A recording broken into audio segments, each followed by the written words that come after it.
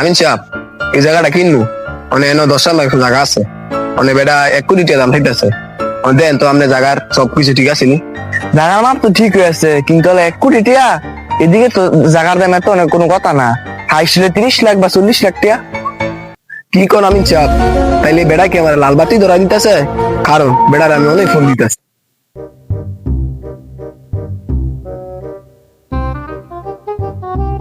Hello ভাই সাহেব, কই আমনে আমনে জায়গাটা দেখছিলাম কিনবো মানে আমি তো আপনার জায়গা পাইছি মানে আপনি তাড়াতাড়ি আয়েন।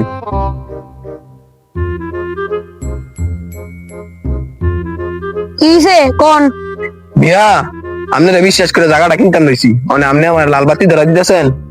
কি কোন উল্লা পাল্টা কথা, কি লাল বাতি ধরাই দিছি?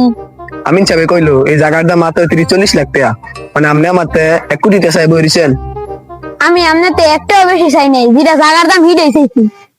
ধরো মিয়া 30-40 লাখ টাকা জায়গার দাম মিয়া আপনি আমার 1 কোটি টাকা চাই বইছেন আবার কোন আপনি আমার বেশি চান নাই মিয়া ফাইজলামি করেন মিয়া আমার লগে আপনি। দুরু মিয়া আমনে ফাইলামি করার কোনো টাইম আছে? জায়গা নিলেন না নাহলে জানগা। আপনি খালি আমার জায়গার দাম দিয়ে দেখেন, এই জায়গার মধ্যে 50টা লেবু গাছ আছে, আবার ফুলও দইরা দিছে, এটা আপনি দেখেন না। কি 50টা লেবু গাছ আবার ফুল ধরে রইছে?